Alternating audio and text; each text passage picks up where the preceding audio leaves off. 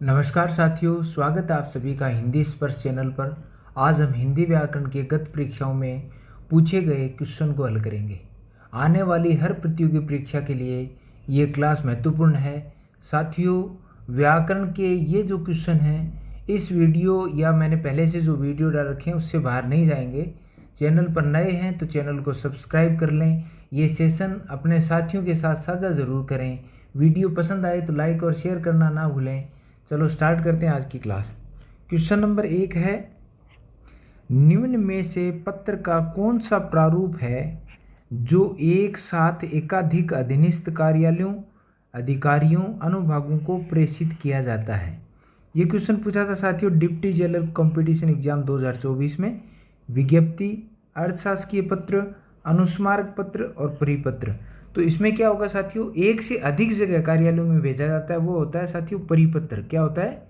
परिपत्र। तो the option इसमें बिल्कुल सही है। क्वेश्चन नंबर 2 देखें, अर्धशासकीय पत्र के संबंध में निम्न में से कौन सा कथन सही नहीं है? ये नहीं है, ये देखना है साथियों कि सही नहीं है। ये पूछा है, ये भी डिप्टी जेलर कंपटीशन 2024 में पूछा गया था। इसमें विषय व संदर्भ लिखा जाता है। संबोधन हस्ताक्षरकर्ता अधिकारी स्वयं लिखता है। इसकी भाषा व्यक्तिक एवं मित्रतापूर्ण होती है। इसमें उत्तम पुरुष का प्रयोग किया जाता है। तो इसमें साथियों जो सही ऑप्शन है वो है ए। ये ऑप्शन है। ये क्या है? इसमें विषय और संदर्भ नहीं लिखा जाता है। ये क्या कह रहा है कि इसमें विषय और संदर्भ दोनों लिखे जाते हैं, जबकि ये बात गलत है। अर्थशास्त्रीय पत्र में इन चीज़ों का संदर्भ और विषय का प्रयोग नहीं किया जाता। अब देखिए क्वेश्चन नंबर 3। क्वेश्चन नंबर 3 है साथियों, निश्चित समय के अंदर किसी पत्र का उत्तर न प्राप्त होने की दशा में उत्तर प्राप्त करने वाले के लिए कौन सा पत्र भेजा जाता है? क्या है कि एक निश्चित समय अवधि के दौरान अगर उत्तर प्राप्त नहीं हो रहा तो वापस से उसको उत्तर प्राप्त करने के लिए कौन सा पत्र भेजा जाता है? देखिए, प्रेस विज्ञप्ति, अनुस्मारक, कार्यालय आदेश और परिपत्र। तो इसमें 3 में क्या होगा साथियों? ब ऑप्शन अनुस्मारक। याद कराने के लिए क्या किया जाता है? अनुस्मारक पत्र का प्रयोग किया जाता है। अब देखें क्वेश्चन नंबर 4, निम्नलिखित में कौन एक कार्यालय पत्र का नहीं है? कार्यालय पत्र का भाग नहीं है या कार्यालय पत्र नहीं है, वो देखें। विज्ञप्ति, निमंत्रण, अनुस्मारक, अधिसूचना। तो इसमें बी ऑप्शन है, ये बिल्कुल सही है साथियों। निमंत्रण है वो इस श्रेणी में नहीं आता। बाकी सारे कार्यालय, विज्ञप्ति है, अनुस्मारक है, अधिसूचना है, ये कार्यालय पत्र के अंतर्गत आते हैं। ये CET 2024 में साथियों ये क्वेश्चन पूछा गया है। आगे देखें क्वेश्चन नंबर 5। क्वेश्चन नंबर 5 है साथियों, अग्नि का पर्यायवाची शब्द नहीं है। ये डिप्टी जेलर कंपटीशन 2024 में पूछा गया। वहनी, अभ्र, कृषाणु, पावक। तो इसमें क्या हो जाएगा साथियों? बी ऑप्शन है, ये बिल्कुल सही है। अभ्र है, ये बादल का पर्यायवाची है। किसका पर्यायवाची है? बादल का पर्यायवाची है। आगे देखें क्वेश्चन नंबर 6। क्वेश्चन नंबर 6 क्या है साथियों? गोधूम का तद्भव पूछा है। क्या पूछा है? गोधूम का तद्भव। डिप्टी जेलर एग्जाम 2024 में ये पूछा गया है। गाय, गेहूँ, धुआं, धूम। तो इसमें बी ऑप्शन है, ये बिल्कुल सही है। गोधूम का तद्भव पूछा है साथियों। ये तो तत्सम है। गोधूम क्या है? तत्सम है। इसका तद्भव क्या होगा? गेहूं होगा। अब देखें क्वेश्चन नंबर 7। क्वेश्चन नंबर 7 है साथियों, निम्नलिखित में विलोम युग्म नहीं है। विलोम युग्म नहीं है, कौन सा नहीं है? ये पूछा, स्कूल लेक्चरर में आया हुआ है ये। नैसर्गिक, प्राकृतिक, आविर्भाव, तिरोभाव, कदाचार, सदाचार, सात्विक, तामसिक। सात्विक और तामसिक। तो इसमें साथियों ए है, ये युग्म सही नहीं है। नैसर्गिक का क्या होता है साथियों? नैसर्गिक और प्राकृतिक दोनों क्या है? एक दूसरे के पर्याय हैं। और नैसर्गिक का होता क्या है? कृत्रिम। क्या होता है? विलोम क्या होगा? कृत्रिम होगा। तो ये ऑप्शन है, ये इसमें गलत है। क्वेश्चन नंबर 8 देखें, निम्नलिखित में से सही विलोम शब्द युग्म है। कौन सा सही विलोम शब्द युग्म है? स्कूल लेक्चरर में ये पूछा गया था साथियों। श्वेत, शुक्ल, सामान्य, गौण, आसक्त, अनासक्त, संकीर्ण, विस्तीर्ण। तो ये जो 8 नंबर क्वेश्चन है, 8 में साथियों आपका बिल्कुल करेक्ट होगा, वो होगा द, संकीर्ण का विस्तीर्ण, ये सही है। बाकी तीनों क्या है, गलत है साथियों। श्वेत का क्या होता है, श्याम होता है। श्वेत का क्या होता है, श्याम। श्वेत वैसे सफ़ेद होता है तो श्याम। और यहाँ पे सामान्य का क्या हो जाएगा साथियों, विशेष, या मुख्य भी कर सकते हैं, विशेष। और आसक्त नहीं है साथियों, आसक्त है ये। अगर ये आसक्त होता तो ये अनासक्त, आसक्त का क्या होता है, अनासक्त होता है, तो ये सही होता है। लेकिन ये शब्द ही गलत डाल दिया है यहाँ पे, असक्त कर दिया है, ठीक है। तो ये अपने आप में वैसे ही गलत हो गया। तो इसमें सही विलोम शब्द का युग्म जो है वो संकीर्ण और विस्तीर्ण है। अब क्वेश्चन नंबर 9 देखें साथियों। निम्नलिखित में विपरार्थक शब्दों का सही युग्म नहीं है। मतलब कौन सा विलोम शब्द का युग्म सही नहीं है वो ढूंढना है। CET 2024 में एक पूछा गया है, तम ज्योति, शीत ताप, तुच्छ लघु, जड़ चेतन। तो इसमें सही नहीं है वो पूछा है साथियों, तो स है वो गलत है। तुच्छ का क्या होता है साथियों, महान होता है। तुच्छ का क्या होता है, महान। जबकि यहाँ पे क्या दिया है, लघु, और ये बाकी तीनों सही है। आगे देखिए क्वेश्चन नंबर 10। किस शब्द में कु उपसर्ग का उपसर्ग नहीं है, मतलब कु उपसर्ग का प्रयोग हुआ है या नहीं हुआ है। पूछा क्या है, नहीं हुआ है। ये पूछा गया डिप्टी जेलर कंपटीशन 2024 में। कुशल, कुकर्म, कुमति, कुपात्र। तो इसमें साथियों क्या है, कु अलग से दिख रहा है, इसमें कु अलग से दिख रहा है, इसमें कु अलग से दिख तो इसमें भी रहा है, लेकिन ये कु के बाद जो शब्द हैं इनका अर्थ निकल रहा है, कर्म है, मति है, पात्र है। लेकिन ये जो साथियों कु तो यहाँ पे दिख रहा है, लेकिन कुशल कोई शब्द नहीं होता, इसलिए इसमें क्या होगा, कुश प्लस लय। अगर इसमें आपसे प्रत्यय पूछा जाए तो वो क्या होगा, लय होगा। इसलिए मूल शब्द क्या है, कुश है, ना कि इसमें को उपसर्ग। तो इसमें क्या आ जाएगा, ए ऑप्शन है, ये बिल्कुल करेक्ट है। आगे देखें क्वेश्चन नंबर 11। क्वेश्चन नंबर 11 है साथियों, निम्न में से कौन सा शब्द शुद्ध है। शुद्ध ढूंढना है अपने को, ये डिप्टी जेलर में ही पूछा गया था। नुपुर, दिव्यस्त्र, गृहिणी, सरोजिनी।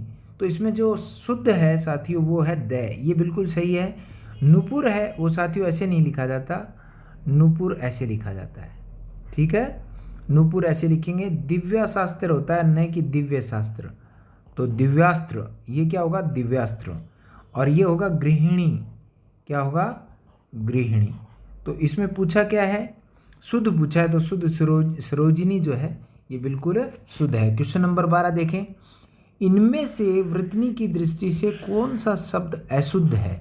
क्या है, अशुद्ध शब्द पूछा है साथियों, डिप्टी जेलर में ये क्वेश्चन पूछा गया था। दृष्टा, सृष्टा, अनुग्रहित, संग्रहित।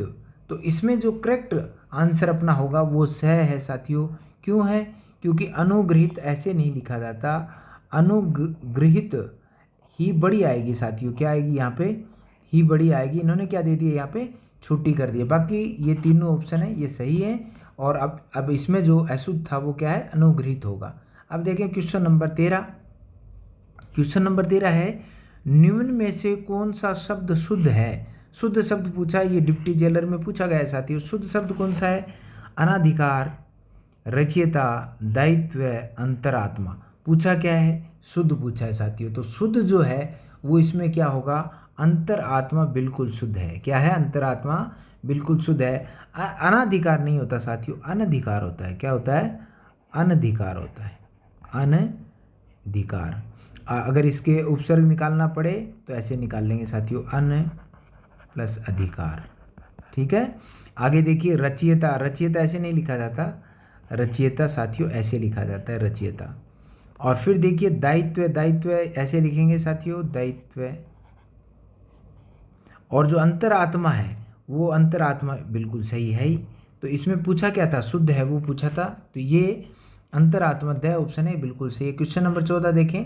कौन सा शब्द विदेशी मूल का नहीं है, विदेशी मूल का नहीं है, ये पूछा साथियों। सरकार, चाबुक, कारागार, कोशिश। तो इसमें स ऑप्शन है, ये बिल्कुल करेक्ट है। ये शब्द है ये विदेशी मूल का नहीं है 14 नंबर में। अब देखिए साथियों आगे क्वेश्चन नंबर 15। क्वेश्चन नंबर 15 है, निम्न में से देशज शब्द है। क्या है, देशज शब्द कौन सा है। ये जूनियर लीगल ऑफिसर में पूछा गया था साथियों 2023 में। किसान, राजा, तेंदुआ, खर्च। पूछा क्या है कि ये देशज शब्द है, तो देशज शब्द इसमें हो जाएगा साथियों तेंदुआ। तेंदुआ क्या है? देशज शब्द है। ठीक है, आगे देखिए क्वेश्चन नंबर 16। निम्नलिखित में से तद्भव शब्द है, क्या छांटना है? तद्भव शब्द छांटना है। ये भी जूनियर लीगल ऑफिसर 2023 में पूछा गया था। अनशन, पुस्तक, दंड, सास।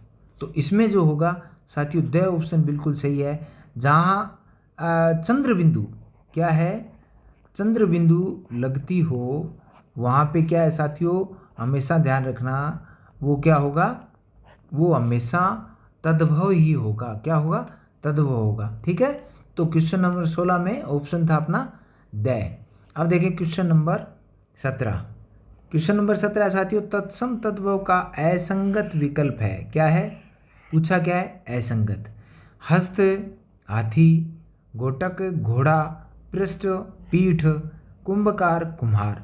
तो ये बिल्कुल सही है साथियों। हस्त जो है है, ये विकल्प सही नहीं है। हस्त का क्या होगा? हाथ होगा, ना कि हाथी। हस्ती अगर यहाँ पे होता तो हाथी होता, लेकिन हस्त दिया है कंफ्यूज करने के लिए, तो ये क्या हो जाएगा? हाथ हो जाएगा। अब क्वेश्चन नंबर 18 देखें। निम्न में अशुद्ध लिखित वाक्य है। लिखित वाक्य कौन सा ढूंढना है? वो भी अशुद्ध। आप यहाँ बैठे हैं, आप यहाँ बैठे हैं, संभवतः वह आ जाएगा। मैंने देखा है, श्री कृष्ण के अनेकों नाम हैं। तो ये ही अशुद्ध है, द है, ये अशुद्ध है साथियों। अनेकों नहीं, अनेक नाम हैं। अनेक अपने आप में क्या है? बहुवचन है, तो उसको फिर से बहुवचन बनाने की जरूरत नहीं। तो क्या है? श्री कृष्ण के अनेक नाम हैं। अब देखिए साथियों क्वेश्चन नंबर 19। क्वेश्चन नंबर 19 है, निम्नलिखित में से सही वाक्य का चयन कीजिए। चयन करें, किस वाक्य का? सही वाक्य का। देखें, मैं आप सभी का आभारी हूँ, सभी के आभारी हूँ, मैं आप सब का आभारी हूँ, मैं आप सभी का आभारी हूँ, मैं आप के सब का आभारी हूँ। तो इसमें जो करेक्ट आंसर है वो साथियों से होगा, मैं आप सभी का आभारी हूँ, ना कि सबका। ठीक है, ये ध्यान रखना है। तो से ऑप्शन है, ये बिल्कुल सही है। क्वेश्चन नंबर 20 देखें। इनमें से किस मुहावरे का निकटतम अर्थ सही नहीं है? क्या है? अर्थ सही नहीं है। डिप्टी जेलर कंपटीशन में पूछा गया था साथियों। नाक भौं चढ़ाना क्रोध या घृणा करना, नाक में दम करना परेशान करना, नाक का बाल होना अत्यधिक दुष्ट प्रवृत्ति का होना, और नाक पर मक्खी न बैठने देना एहसान न लेना। पूछा क्या साथियों? सही नहीं है। तो साथियों से है, ये गलत है। नाक का बाल होना अत्यधिक प्रिय होना, नाक का बाल होना का अर्थ है अत्यधिक प्रिय होना, अत्यधिक प्रिय होना या बहुत प्यारा होना, एक ही बात है, कैसे भी लिख सकते हो, बहुत प्यारा होना। तो साथियों ये थी आज की क्लास। आशा करता हूँ आपको क्लास पसंद आई होगी। आज का सफ़र बस इतना ही, फिर मुलाकात होगी एक नए सेशन के साथ। जय हिंद।